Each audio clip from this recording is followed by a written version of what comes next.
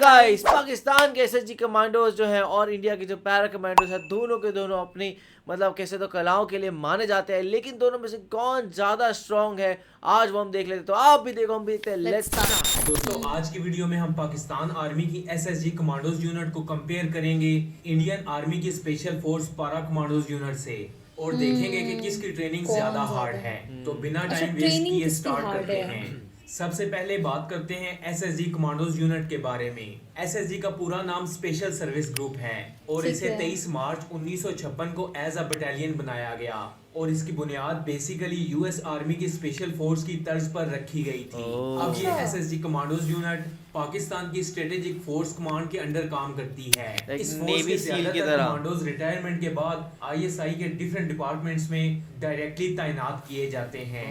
इस यूनिट के ज्यादातर ऑपरेशन सीक्रेट होते हैं और मोस्टली इनके बारे में खबरें मीडिया पर शाया नहीं की जाती। इन एसएसजी कमांडोज का फील्ड का यूनिफॉर्म ग्रीन कैमोफ्लेज होता है। इनकी ट्रेनिंग बाकी ममालिक की स्पेशल फोर्सेस की तरह काफी हार्ड होती है, जिसकी वजह से इनकी सिलेक्शन का क्राइटेरिया भी काफी टफ होता है। पहले मरहले में इनको कंप्लीट मेडिकल चेकअप्स के बाद पैराशूट ट्रेनिंग के लिए पेशावर भेजा जाता है, जहां पर ये हाई अल्टीट्यूड जंप्स की ट्रेनिंग मुकम्मल करते हैं। पेशावर में 5 जंप सुबह और 3 जंप्स शाम के वक्त, यानी एक दिन में 8 जंप्स शामिल होती हैं। ये ट्रेनिंग कंप्लीट करने के बाद इनको एयरबोर्न क्वालिफाई बैज मिल जाता है और इसके बाद इन कमांडोज को चार्ट रिपोर्ट करना होता है। यहाँ इनकी ट्रेनिंग फिजिकली और मेंटली बहुत हार्ड की जाती है। ये पेशावर से चिराग तक का सफर पैदल तय करते हैं, जो तकरीबन 66 किलोमीटर बनता है। ये 66 किलोमीटर का सफर 30 किलोग्राम वजनी बैग के साथ तय करते हैं। चिराग में इनकी मेंटली हेल्थ को जानने के लिए इनसे सरप्राइज क्वेश्चंस किए जाते हैं और इसके साथ इनको 36 मील मार्च 12 घंटे में मुकम्मल करना होता है और कहीं भी मिस्टेक की सूरत में दोबारा से 16 केजी वजन के साथ 9 किलोमीटर की दौड़ लगवाई जाती है।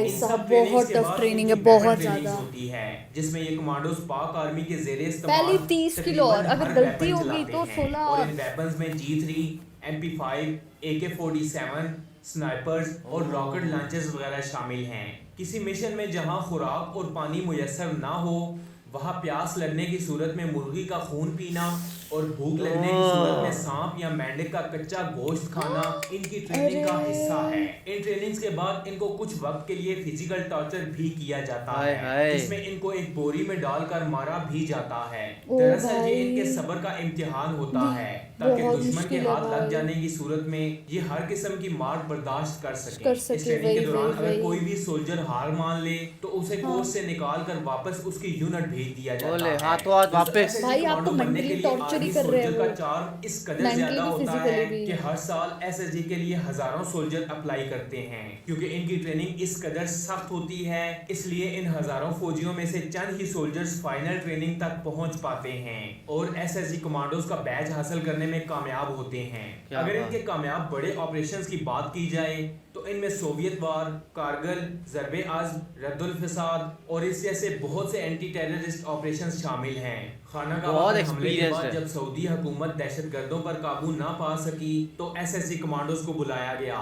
इन एसएसजी कमांडोज ने थोड़े से वक्त में बिना किसी जानी नुकसान के खाना काबा को दहशतगर्दों से खाली करवा दिया। इसके अलावा गैर मुल्की ऑपरेशंस में एसएसजी कमांडोज ने श्रीलंका को टूटने से बचाया, बोस्निया को सर्बिया के जुल्मों सितम से बचाया और इस जैसे बहुत से गैर मुल्की कामयाब ऑपरेशंस भी शामिल हैं। इसके बाद बात करते हैं इंडियन आर्मी के पारा कमांडोज फोर्स की। इस फोर्स को 1966 में बनाया गया और इस कमांडो फोर्स की बुनियाद स्पेशली ब्रिटिश स्पेशल फोर्स की तर्ज पर रखी गई। इनका भी field uniform same SSG commandos की तरह green camouflage with maroon grey होता है। अगर पारा कमांडोज की ट्रेनिंग का एसएसजी कमांडोज की ट्रेनिंग से कंपैरिजन किया जाए तो पारा कमांडोज की ट्रेनिंग ड्यूरेशन एसएसजी की ट्रेनिंग से काफी ज्यादा होती है, जिसका ड्यूरेशन टाइम तकरीबन 3.5 साल है। 3.5 साल बैज हासिल करने के लिए 3.5 साल लगते हैं। इनकी ट्रेनिंग के पहले हिस्से में हाई अल्टीट्यूड जंप्स होती हैं और इन पारा कमांडोज की ट्रेनिंग में तकरीबन 50 हाई अल्टीट्यूड जंप्स लगाना होती हैं, लेकिन इनकी फिजिकल ट्रेनिंग एसएसजी कमांडोज की निस्बत काफी कम होती है, जिसमें इनको सारे मिलिट्री सामान के साथ सिर्फ 20 किलोमीटर मार्च करना होती है। 20 किलोमीटर एसएसजी कमांडोज की मार्च 66 किलोमीटर है। फिजिकल ट्रेनिंग के बाद इनकी वेपन्स ट्रेनिंग की जाती है, अच्छा। जिसमें इनको भी इंडियन आर्मी के जेरे इस्तेमाल हर किस्म का वेपन चलाना होता है। अगर पारा कमांडोज के वेपन्स की बात की जाए तो इनके वेपन्स काफी जदीद हैं और इनके पास तकरीबन सारा जदीद असलाह होता है। इसके अलावा इस फोर्स को लीथल फोर्स का नाम भी दिया जाता है। अब अगर बात करें कंप्लीट फिजिकल ट्रेनिंग की तो एसएसजी कमांडोज फिजिकली ज्यादा स्ट्रॉन्ग हैं। अगर वेपन्स की बात की जाए तो पारा कमांडोज इस एतबार से एसएसजी कमांडोज से ज्यादा बेहतर हैं। दोनों ही एक एक चीज में बात आगे जो एसएसजी कमांडोज को बाकी तमाम ममालिक की फोर्सेस से अलग करती है वो क्या है? एसएसजी कमांडोज की मेंटल स्टेबिलिटी है, ओके, जिसमें mental मेंटल और फिजिकली stability। टॉर्चर शामिल है।